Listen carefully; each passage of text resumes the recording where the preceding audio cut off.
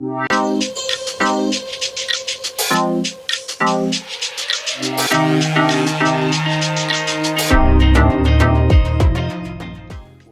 up, PIT family? Today we back with another reaction. We're back on this Bill Burr trip. We're going to get into some of this Bill Burr. The title of today's video, if you hadn't already seen it, from the thumbnail and from the title, this is one that I have not seen or ain't seen anyone react to just yet. It says, Bill Burr, wealthy family, keeps reminding me that I'm broke. This man is absolutely funny. He's hilarious. He's a genius. That's why I love this man. I'm going to be also getting into some other comedians. If this is your first time here, go ahead and hit the like button, hit the subscribe button, hit the notification bell. Or you can wait till the end to do it to make sure you like some of this content. But I do enjoy laughing. And we're going to continue on this Bill Burr trip until I run out of Bill Burr videos. Go ahead and comment down below if you have any other Bill Burr videos you want me to react to. Let's get into it. Bill Burr, wealthy family, keeps reminding me that I'm broke. My family loves reminding me that I'm broke. Jesus Christ. Dear Billy basketball ref, I'm a 25-year-old man in my last year at university. I work full-time, late nights, 6 days a week at a mutual labor job because I can't work a 9-to-5 office job with school. I've been making the shit money at a shit job for my entire adult life because I bought into this idea of grinding hard until I one day graduate and get a cushy job and can finally afford a home and a life. First of all, you're only 25. Okay. You're talking like you're fucking 55. My family only checks in on me once in a while to remind me that I'm poor. My sister just texted me to show off her new... Now, this sounds a little bit different so far. It didn't sound like stand-up. It's probably off of his, kind of sounds like it's off of the podcast that he's been doing, because he does have an hour-long podcast. It sounds like it's one of the clips from that particular, from one of his podcasts.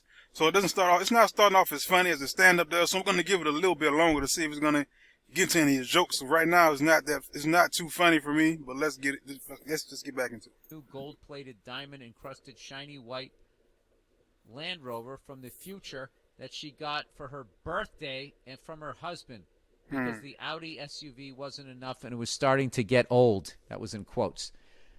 I drive a clapped-out Jetta. What? I don't know what clapped out means, but with Me neither. this description, that means you're driving a shitbox. With busted headlights and a cracked bumper because I can't afford to fix it. My big birthday gift is 2 tickets I bought myself to go see some stand-up. Okay, right. I don't know what clapped out means either. If you know, let me know down below, because I've never heard that term before. What clapped out means? It sounds like you can't even afford the Volkswagen Jetta if you can't afford to get your lights fixed. If you cannot afford to do the basic things on your car, headlights are not really that much, depending on the car. Most headlights aren't but like 20, at the most $40 to $50 for one headlight. So those aren't that expensive. You can get a used part place. You can go on YouTube and figure out how to do it. It's not that hard to do. Someone you know, or someone in your circle, or your man circle, if you're a lady, should know how to be able to find a headlight and get on your car. That sounds like bad maintenance. You don't care. You sound like you just either don't care or you just don't have enough money to do so. If you don't have enough money, you don't really need that car. And that's what I think a lot of people don't understand. Like, if you can't afford to get an oil change, if you can't afford to get the tires fixed when they need to be fixed, if you can't afford to, if your window gets broke out by a rock, if you can't afford to do those things, then you don't need to get the car. Straight up, point blank. But with this description, that means you're driving a shitbox. With busted headlights and a cracked bumper because I can't afford to fix it. My big birthday gift is 2 tickets I bought myself to go see some stand-up with a friend. So you have enough money to go see stand-up, but you don't have money to get your headlight and your bumper fixed? You don't have to do it all at once. You can get it done one part at a time. Now, one thing I'll say, most people probably have seen this, depending on where you live. I've seen people who are out of town, mainly the Mexican type culture. They will ride in a car with a hood on it that's a different color from the car, but the car has a hood on it. They will ride around with a car with a toe-up bumper as long as the car isn't falling apart. They will ride around in a wrecked car as long as that car is working properly. But later on, you'll see them get that car fixed and they'll get it took care of because they know how to do it, or they'll either figure it out. So those things that you mentioned aren't really hard to get fixed, but you have money to go to a concert. So it sounds like your priorities are out of order. If you have money to go to a concert, but you don't have money to get your headlights fixed, which could possibly get you a ticket, then those are some other issues that you need to be taking care of. My sister didn't even go to college. She just married a guy with money, and I feel like she has no idea how hard I work to just get by on my lower class lifestyle. As you may know, rent is going crazy lately, and I was priced out of my one-bedroom apartment. If you're living a lower class lifestyle, I'm just gonna give you some couple tips. I hate to keep stopping it, but I gotta put in my input here since I am reacting to this video. If you don't like it, you don't have to subscribe. I like to give my reaction to what I'm hearing. So if you can't afford a one-bedroom apartment, you may want to either get you another job, or you may want to upgrade your job, or you may want to go and get some kind of higher education. You don't have to go to college. You can go to a tech college. You can go to a community college and get some kind of higher education.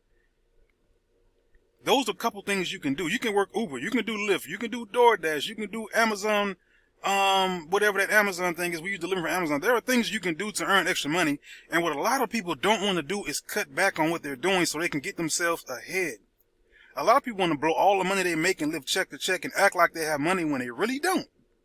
And that's the society we live in the U.S. and in the U.K., if I'm not mistaken.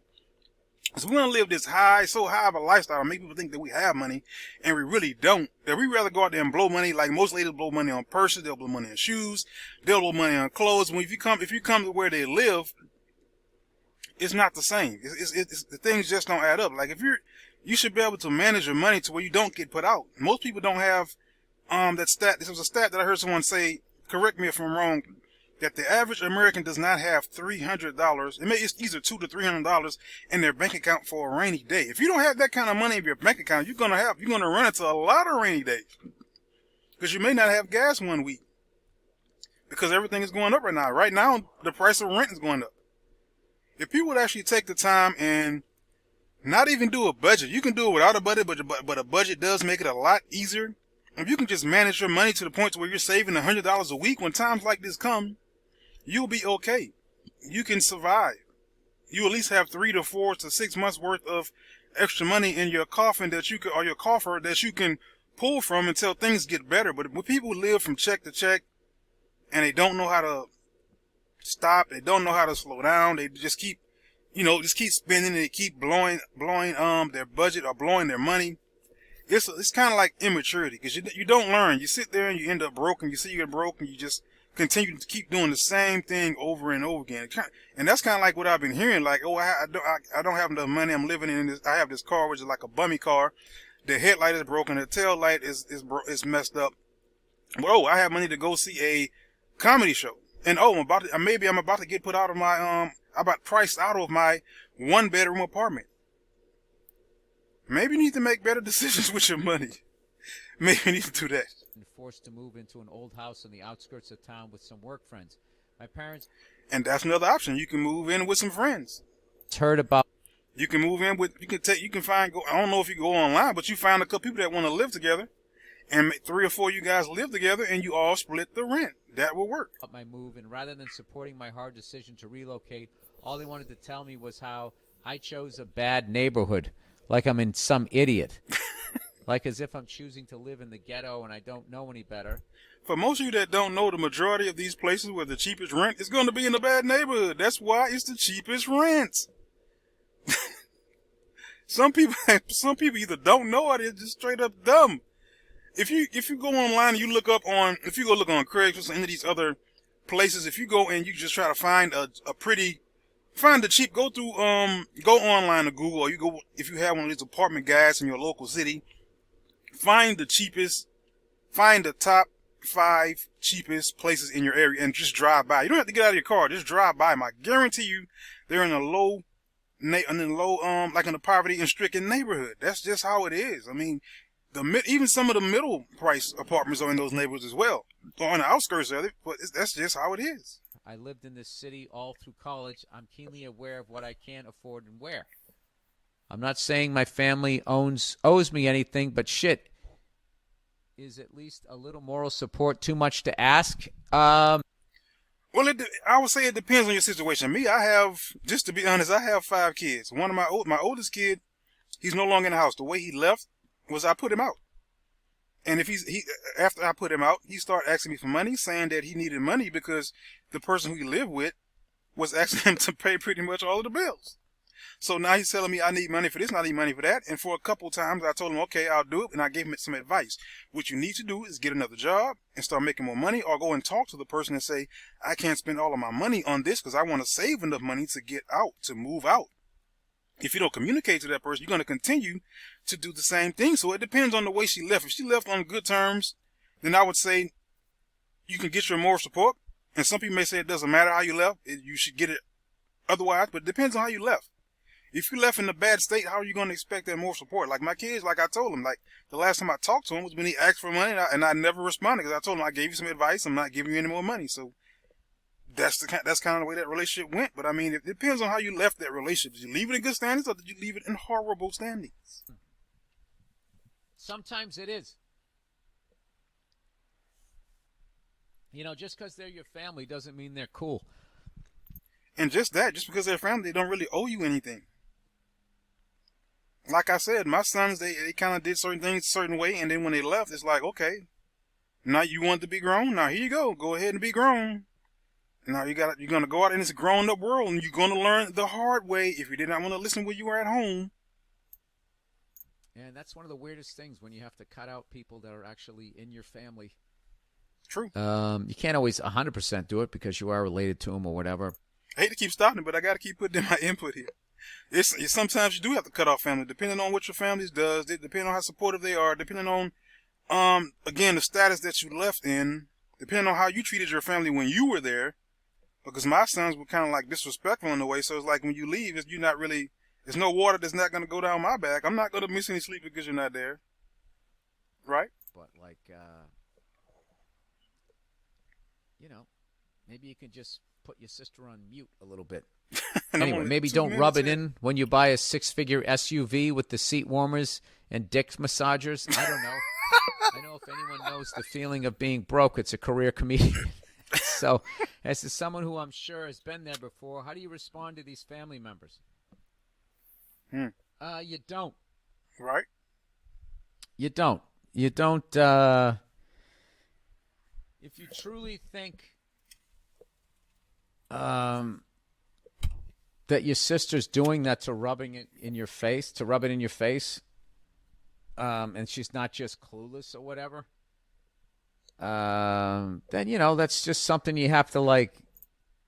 And I don't think that they have to be clueless. It may, when you live with a person for so long, now that's why I keep saying it depends on how you left. It also depends on when she left and how old she is, because her age is going to determine, like, kind of like what he was saying. Are they really clued in to what's going on? Because most of the time, if you're living with someone, they kind of know your traits. They kind of know what you're used to doing. And if you carry those same traits into where you currently live, they're going to have a pretty good idea of what's going on in that relationship or that household. But if not, things could have changed. You may have made some adjustments, and they may not know. So it's going to depend on a couple things in that particular situation. Deal with it. That's a really weird thing. When there's a sibling or a parent or something like that is in your life. This kind of sounds more like the serious Bill Burr. I don't hear a lot of jokes coming out of there. That, you know the deal where if you're like, if you weren't related to me, I would have cut you out of my life 20 years ago. You know, that fucking situation. That's a tough thing to be in. Because everyone's like, oh, you got to hang in there because they're going to die someday and you're going to regret it. In a way, but my oldest son, like I said, I have 5 kids. One of my oldest, the 5th, is gone. The 4th one, because my 2 oldest were boys and my 3rd is a girl. So my oldest son, he says when he leaves, he's never going to come back. He's never going to talk to us again. I mean, I told him, that's your decision. If that's what you decide to do, that's absolutely fine with you. And that's going to be something that he's going to have to live with. It's just like, what am I missing out on? Mm-hmm. What you really regret is that your sister isn't loving and caring or understanding. Or your parents are, but there's nothing you can do about it. Right. Anyways, he says, how do I go home from my job at 2 a.m. and not feel like an absolute loser night after night, knowing no one else in my circle had to do any of this? Quote, act like you've been there before. Thanks for all the awesome free content and all the laughs. Hope you come to my state soon. Love the Red Rock special, by the way. Thank you. I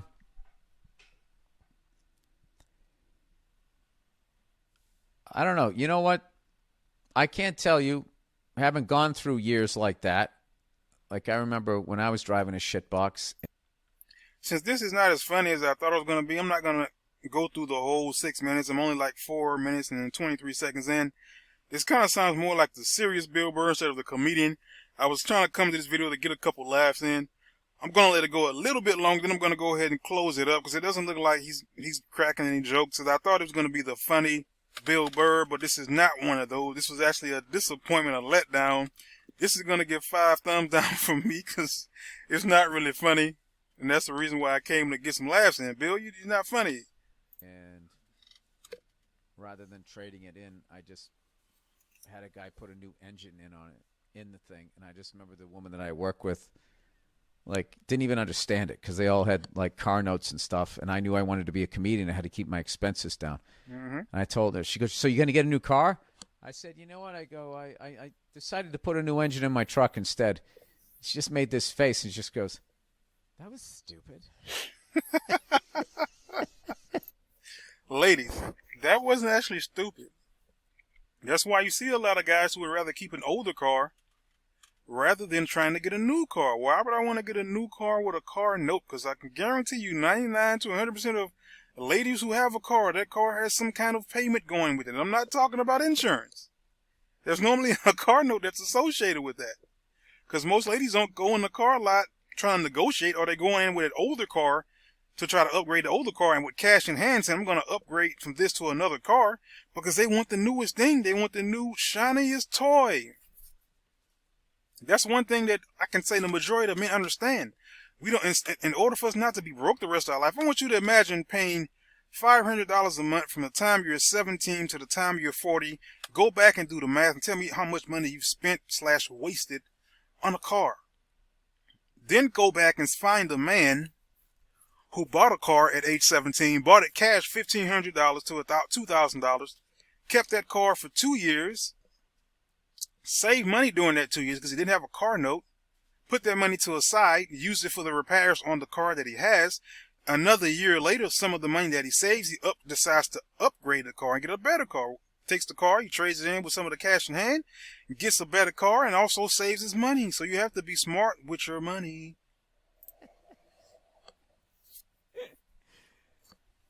And I remember being annoyed, and then after, years later, thinking back, going like, it wasn't because back then I did this in like the 90s. I mean, and the guy even fucked me over. It only cost me like a couple of grand, as opposed to buying a new car at the time, which even like a shit one was like 12 grand. Mm-hmm. So, I mean, it was a way smarter move. And then also what I liked was my truck was starting to rust out, so I had this new engine in it, so I could park it anywhere, and nobody fucking knew that I had this brand new fucking engine in it. So it was sort of a sleeper. I'm going to fast forward a little bit because it's not really turning to be that funny. Well, just continue doing what it is that you're doing. Yeah, that's it. That's all, guys. This video is not as funny as I thought it would be. It was pretty much a disappointment. It was pretty much a letdown for me. That's it. That's all.